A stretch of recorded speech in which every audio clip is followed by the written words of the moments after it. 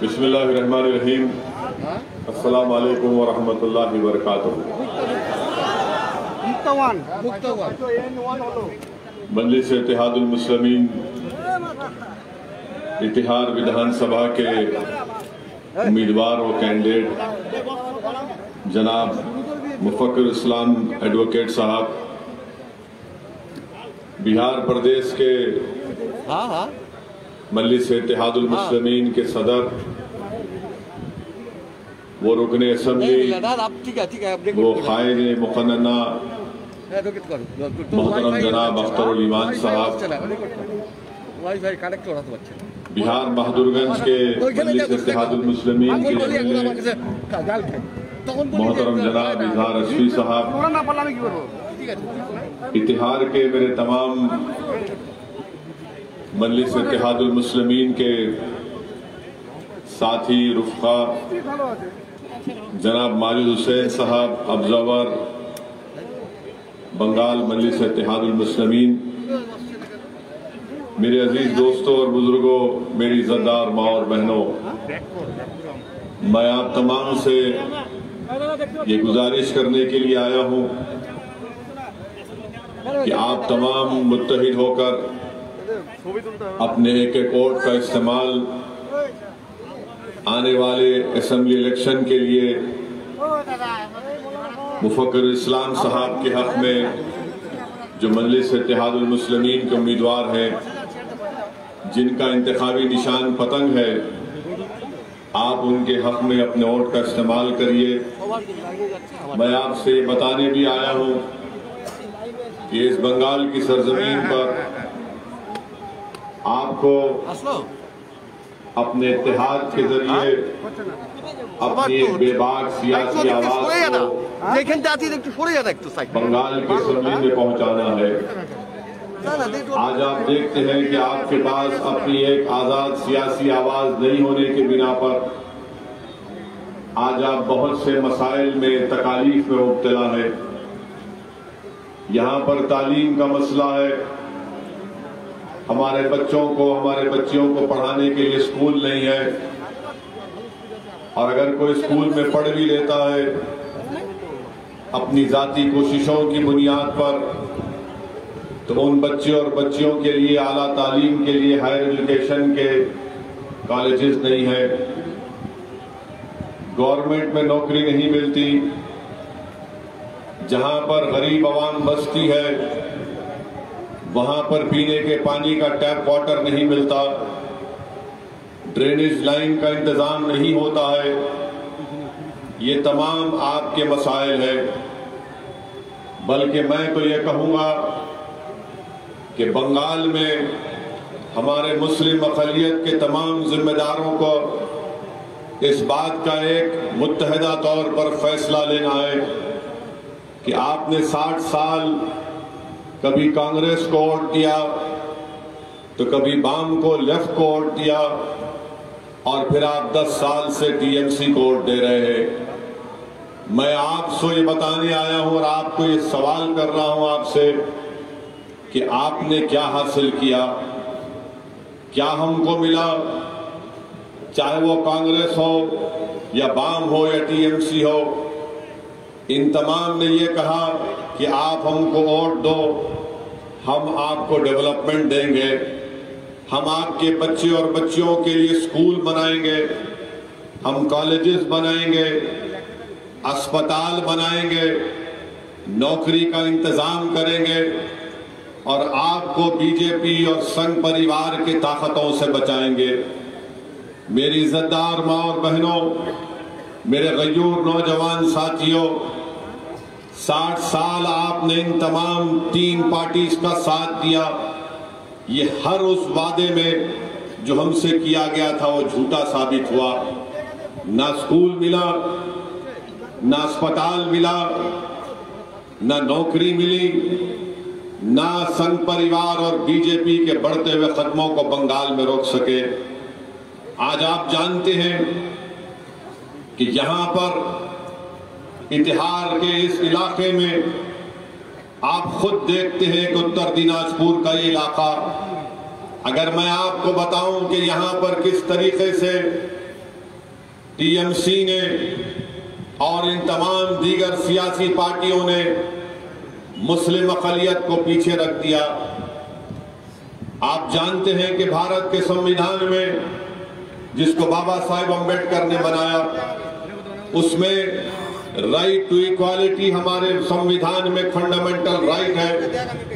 मसावात एक fundamental right है, इंसाफ है, भाईचारगी है। मगर आज आप देखिए कि हर इस पैमाने पर टीएमसी ने किसी का लिहाज नहीं रखा। आज आप जानकर आपको ताज्जुब होगा, जो आज मजलिस-ए-इत्तेहादुल मुस्लिमीन पर इल्जाम लगाते हैं कि हम किसी का वोट काटने को आए हैं या हम बी टीम है। मैं टीएमसी से पूछना चाहता हूं, मैं कांग्रेस और लेफ्ट के जिम्मेदारों से मेरा यह सवाल है, क्या ये बात सच नहीं है कि बंगाल की सरजमीन पर बसने वाले मुस्लिम अक़लियतों के 15% बच्चे जो 6 और 14 साल के हैं वो स्कूल के बाहर हैं? आखिर ये स्कूल के बाहर क्यों है? इसका जिम्मेदार क्यों है? क्या हमारे माँ बाप को ये शौक नहीं है कि उनका बेटा उनकी बेटी स्कूल को जाए? मैं आपको बता रहा हूं, ये गवर्नमेंट का डेटा है। 15% मुस्लिम माइनॉरिटी के 6 और 14 साल की उम्र के बच्चे स्कूल के बाहर हैं और इसमें से 40% ऐसे बच्चे थे, बच्चियां थी, जिनको अपने माँ बाप स्कूल को इसलिए नहीं भेजा सके क्योंकि उनके पास पैसा नहीं था अपने बच्चे और बच्चों को पढ़ाने के लिए। क्या इस बुनियाद पर टीएमसी आपसे वोट मांग रही है कि आपके बच्चों को स्कूल में नहीं पढ़ाया जाए?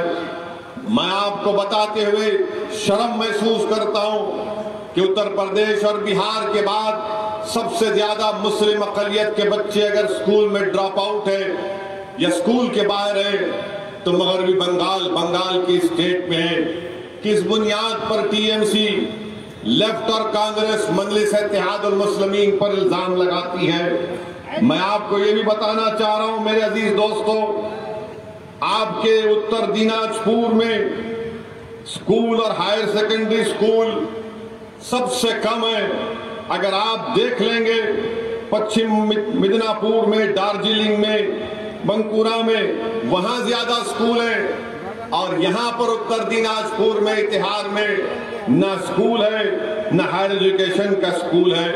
मेरे अजीज दोस्तों और बुजुर्गों, आपको जानकर ये बड़ी हैरत होगी कि टीचर प्यूपल टीचर रेशियो भी जो जरूरी है वो उत्तर दिनाजपुर में या आपके इतिहार के असेंबली कॉन्स्टिट्यूंसी में नहीं होता है। और आपको जानकर ये तकलीफ भी होगी कि 20% हमारे बच्चे स्कूलों में नहीं है ना कॉलेज में, और टीएमसी इल्जाम लगाती कि मजलिस-ए-इत्तेहादुल मुस्लिमीन बी टीम है और इलेक्शन में इसलिए लड़ रही कि वोट काटने के लिए। क्या ये बात सच नहीं है कि 80% रूरल वेस्ट बंगाल में मुसलमानों के घर में कितने पीने के पाए, उनकी आमदनी क्या है? 80% मुस्लिम अक़लियत की जो रूरल बंगाल में रहते हैं उनकी आमदनी सिर्फ 5,000 रुपये है। सिर्फ 5,000 रुपये किस बुनियाद पर आप टीएमसी को, कांग्रेस को बाम कोट दे सकते हैं? करीब 38% ऐसे मुस्लिम अक़लियत के फैमिलीज हैं जो बंगाल में सिर्फ 2,500 रुपये महीने को कमाते हैं। आप बताइए कौन बी टीम है? कौन आपका दोस्त है? कौन आपका दुश्मन है? मेरी इज्जतदार माँ और बहनों, ये हमारी बर्बादी की दास्तान जो मैं आपके सामने रख रहा हूं, आप खुद इस बात का फैसला कर लीजिए। उत्तर दिनाजपुर में मुस्लिम माइनॉरिटी के पास कितना मनरेगा का कार्ड है? ये पूरे बंगाल का सबसे गरीब तरीन जिला, सिर्फ 13% लोगों के पास मनरेगा का कार्ड है। अगर आप चले जाएंगे जलपाईगुड़ी में तो 80% लोगों के पास मनरेगा का कार्ड है। बताओ ममता बनर्जी, जलपाईगुड़ी में 80% लोगों के पास मनरेगा का कार्ड और उत्तर दिनाजपुर में सिर्फ 13% लोगों के पास मनरेगा का कार्ड है। इसका जिम्मेदार कौन है? ममता बनर्जी।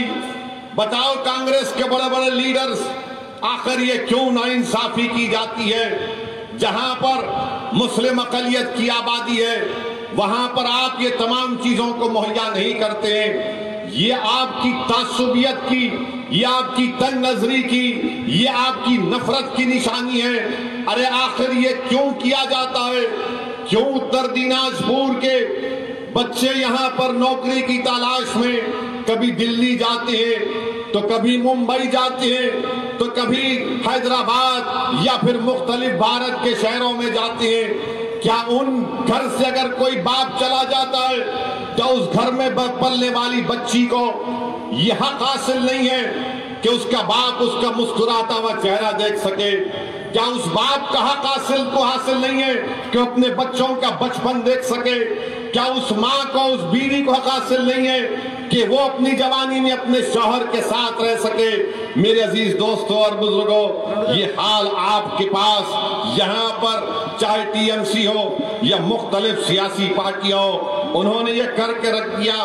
क्या ये बात सच नहीं है कि उत्तर दिनाजपुर में टॉयलेट 58% मुस्लिम हाउस होल्ड में नहीं है, जिसको शौचालय कहते हैं? बड़ा प्रोपेगेंडा मोदी जी करते हैं कि शौचालय बना दिए, शौचालय बना दिए। ये डेटा है गवर्नमेंट का। और एक बात मैं आपके सामने रखना चाह रहा हूं कि उत्तर दिनाजपुर में कितना ड्रेनेज लाइन डाला गया? बताओ टीएमसी के लोग, तुम 10 साल से सरकार में हो, इसके पास इनका कोई जवाब नहीं है। मेरे अजीज दोस्तों और बुजुर्गों, आज बंगाल में 27% मुस्लिम पॉपुलेशन है 2011 के सेंसस के मुताबिक। आज टीएमसी हम पर इल्जाम लगाती है कि असदुद्दीन ओवैसी आकर बी टीम बना हुआ है या किसी से पैसा लिया है। मेरा सवाल एक ही है ममता बनर्जी से, 27% आबादी को आपने कितना गवर्नमेंट में नौकरी दिया? 6%, 6% नौकरी दिया। और कितने मुसलमान बंगाल की जेलों में? आपको मालूम, 37% मुसलमान बंगाल के जेलों में। और ममता बनर्जी हम पर उंगली उठाती है, कांग्रेस और वाम मुझ पर तनकीद और इल्जामात लगाते हैं। 27% आबादी, 37% जेल में, 6% गवर्नमेंट में नौकरी और 80% बंगाल के रूरल इलाकों में बसने वाला मुसलमान सिर्फ 5,000 रुपये कमाता है। 37% 2,500 रुपये कमाता है। बताओ ये नाइंसाफी का खात्मा कैसे होगा? मेरी इज्जतदार माँ और बहनों, मेरे गयूर नौजवानों, मेरे बुजुर्गों, मैं आपसे अपील करने आया हूं कि नाइंसाफी का खात्मा सिर्फ नारे लगाने से नहीं होता, नाइंसाफी का खात्मा रोने से नहीं होता, नाइंसाफी का खात्मा जज्बात से नहीं होता है। भारत की जमहूरियत में संविधान हमको ये मौका देता है कि हम इस नाइंसाफी का खात्मा अपने वोट के जरिए से करें। अगर आपके दिलों में ख्वाब है अपने मासूम बच्चे और बच्चियों के लिए, उन ख्वाबों को पूरा करना है, तो मुफक्किर इस्लाम के अपने अपना वोट देकर अपने ख्वाबों को आपको पूरा करना है। मेरे अजीज दोस्तों और बुजुर्गों, आज मजलिस इत्तेहादुल मुस्लिमीन पर बहुत से इल्जामात लगा दिए जाते हैं। आप ये भी जानते हैं कि हम पर इल्जाम लगाते हैं ममता बनर्जी कि असदुद्दीन ओवैसी को पैसे मिले। मैं ममता बनर्जी से पूछना चाहता हूं, कितने पैसे मिले आप बता दो। उसके 90% पैसे मैं आपके भाईपों को दे देता हूं, मैं उसको दे देता हूं, मैं अपने पैसे सदका करके आपको दे दूंगा। बताओ कहां मिले? यही ममता बनर्जी को याद रखना चाहिए कि जब नंदीग्राम का वाकया हुआ था, उस वक्त मनमोहन सिंह की सरकार थी। करीब 35-40 मुस्लिम एमपीज की मीटिंग हुई और सब ने तय किया कि हम नंदीग्राम को जाएंगे। दूसरे दिन वजीर आजम प्राइम मिनिस्टर मनमोहन सिंह के दफ्तर से फोन आ गया सबको कि मत जाइए, लेफ्ट वाले वाम वाले नाराज हो रहे। मैंने कहा कि मैं जाऊंगा और मेरे साथ मुस्लिम लीग के अब्दुल वहाब साहब जो अभी भी एमपी है, हम दोनों एयरपोर्ट पर गए थे। तो एयरपोर्ट पर कौन आकर हमको रिसीव किया था मालूम आपको? सुवेंदु आया था। वो आकर मुझे और अब्दुल वहाब साहब को गाड़ी में बिठा कर लेकर गया और हम जब नंदीग्राम जा रहे थे तो मोटरसाइकिल पर बिठाकर कच्चे रास्ते से नंदीग्राम के उस मुकाम पर लेकर गए थे।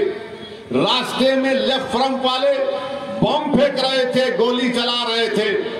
उसके बावजूद भी मैं अब्दुल वहाब साहब गए और वापस जब हम कोलकाता के एयरपोर्ट को आए तो ममता बनर्जी ने मुझे फोन करके 5 मिनट की गुफ्तगू की और 10 मरतबा मुझे thank you mister Owaisi, thank you कहा। पार्लियामेंट के सेंट्रल हॉल में मुझसे मिली और कहा कि आप और अब्दुल वहाब सिवा कर नंदीग्राम गए, दूसरे मुस्लिम एमपी नहीं आए। ममता बनर्जी, आज आप हमको पैसे लेने की बात कर रहे हैं? बताओ, जब नंदीग्राम को मैं आया था तो तुमने कितने पैसे दिए थे मुझे? बताओ ममता बनर्जी, तुमने कितने पैसे दिए थे?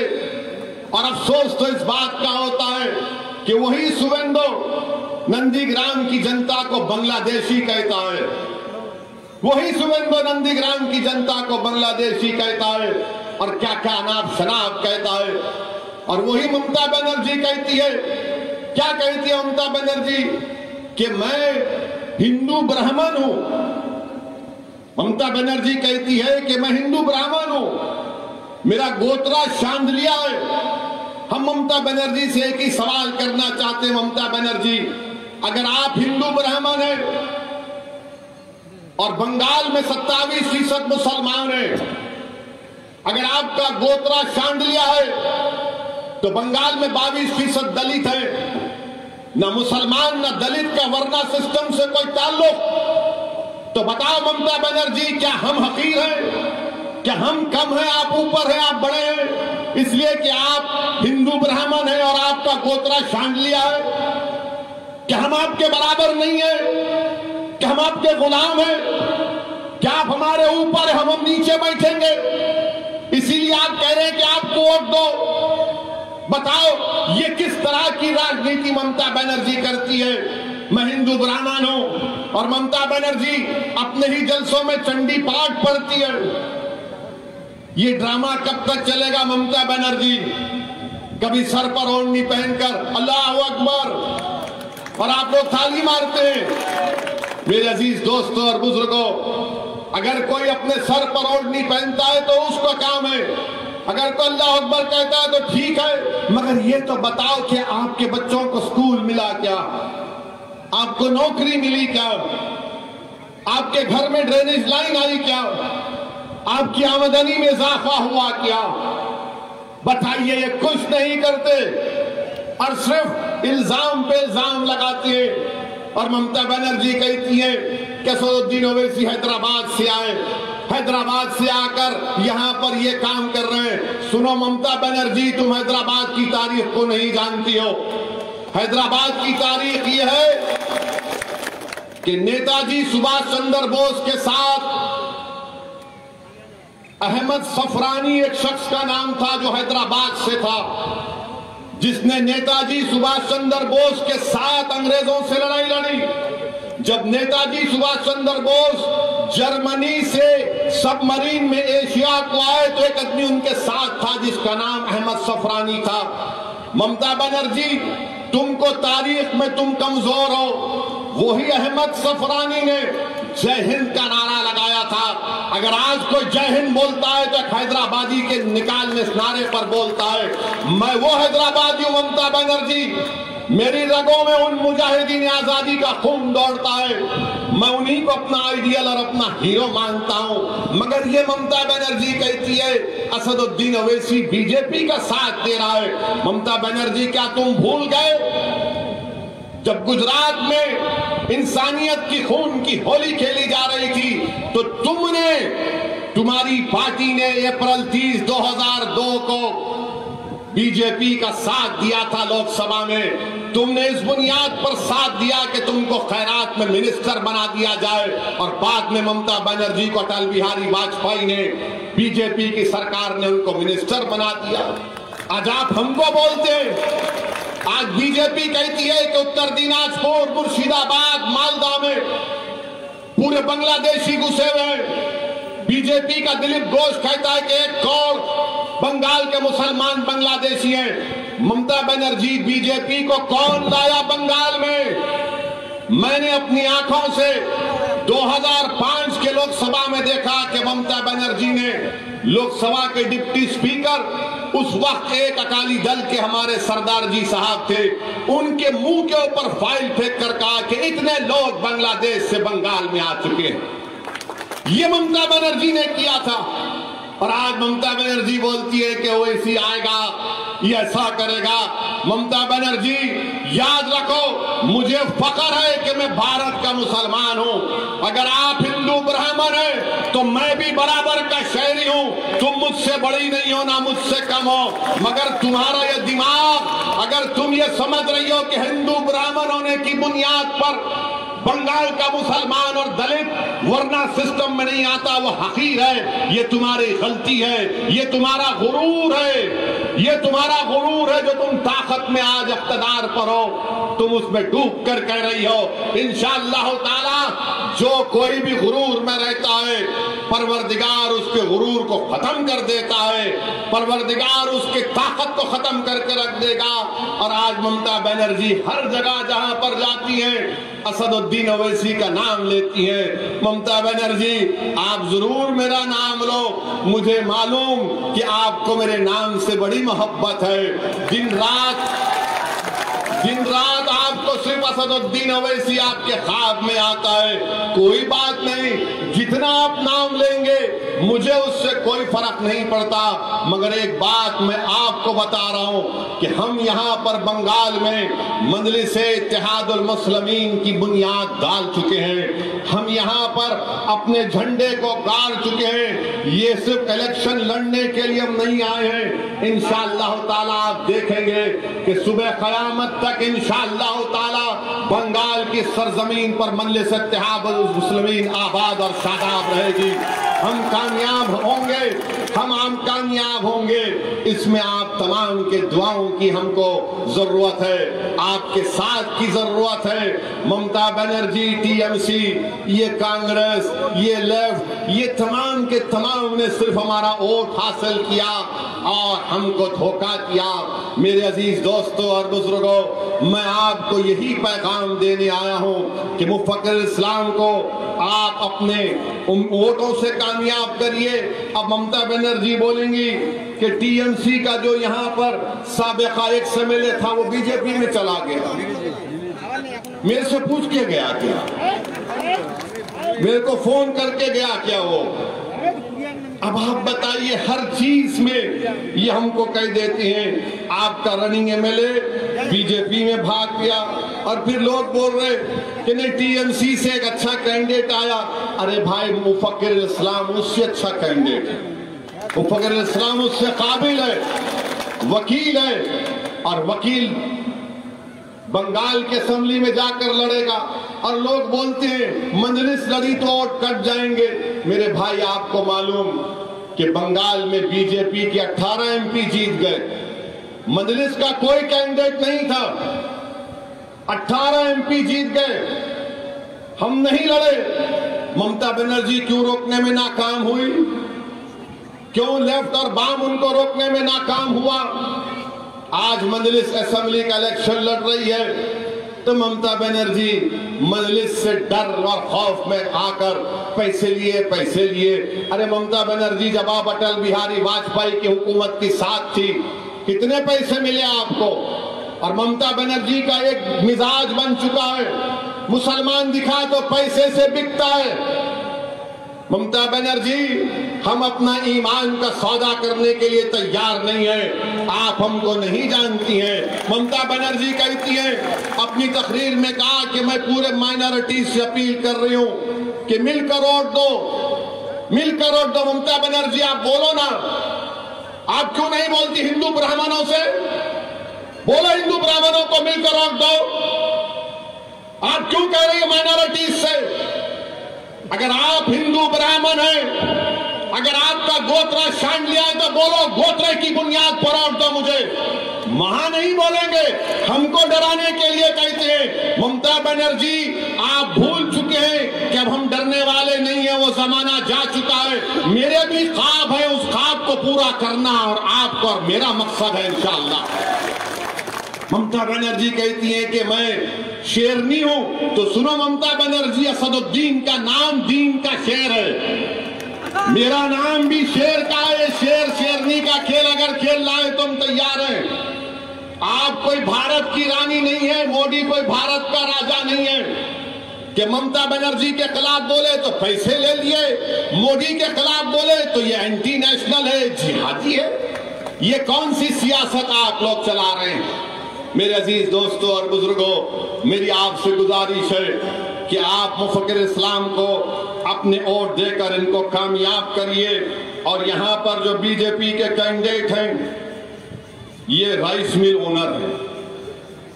आप बताइए, ऐसा आदमी क्या खिदमत करेगा आपकी? ये तो पूरा चावल लेकर के अपने घर में रख लेगा, पूरा गरीब को परेशान कर देगा।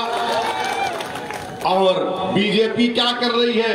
अभी थोड़े दिन पहले अखबार में आपने फोटो देखा होगा, मोदी जी के बाजू एक आदमी खड़ा हुआ है, सर पे टोपी है। देखा फोटो आपने? मोदी जी खड़े हैं, सर पे टोपी है और उनको कान में कुछ बोल रहा है। देखा ना फोटो आपने? तो मीडिया के लोग हमसे पूछे क्या बोला होगा वो, तो हम बोले तुम सुनोगे? तो बोले बोलो। मेरे को नहीं मालूम कि वो क्या है, कौन है, मैं तो, आप जानते, मैं तो नहीं जानता। बोले क्या बोला होगा? तो उसने कान में कहा, मोदी जी मैं बांग्लादेशी नहीं हूं।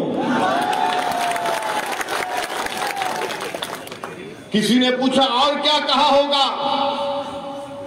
तो उसने कहा, मोदी जी हम कागज नहीं दिखाएंगे एनआरसी एनपीआर के लिए। फिर किसी ने पूछा और क्या कहा होगा उस लड़के ने मोदी जी को? तो उसने कहा, मोदी जी हम ट्रिपल तलाक के कानून को नहीं मानते। फिर किसी ने पूछा और क्या कहा? तो उस शख्स ने कहा हो सकता है कि मोदी जी मेरी तरह की टोपी कब पहनेंगे आप? फिर किसने पूछा और क्या कहा? तो उसने कहा, मोदी जी मैं तो सर पे टोपी पहना हूं, कम से कम आप तो देश की जनता पर टोपी मत पहनाओ, बहुत पहना चुके। बीजेपी हर मैदान में नाकाम साबित हो चुकी है। ममता बनर्जी, कांग्रेस और वाम की वजह से बंगाल में बीजेपी आई है।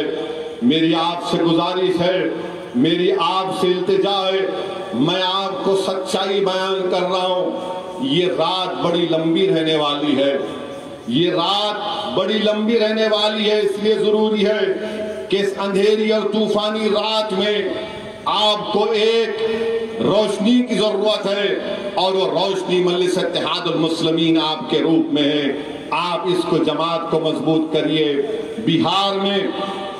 बिहार में अख्तरुल ईमान साहब हैं, हमने वहां पर 5 एमएलए हमारे जीत कर आए। वो सीमांचल की सरजमीन जो भारत की सबसे पसमानदा सरजमीन है, वहां पर अख्तरुल ईमान की क़ियादत में 5 एमएलए जीत कर आए। और जब ये 5 जीते तो लोग बोल रहे थे 5 जीते क्या करेंगे? बिहार में तो 280 है ना अख्तर भाई एमएलए, 280 के करीब है, मगर 5 जब जीते तो नीतीश कुमार की नाक में दम करके रख दिए। नीतीश कुमार मजलिस के मेरे को देखते ही परेशान हो जाता है। इसी तरह अगर मुफक्किर इस्लाम यहां से कामयाब होगा तो जब वो बंगाल की असेंबली में जाएगा तो इतिहाद की जनता की आवाज बनेगा, गरीब मजलूमों की आवाज बनेगा, दलित, मुसलमान और आदिवासी तमाम गरीबों की आवाज बनकर उनके हक के लिए, उनके इंसाफ के लिए लड़ेगा।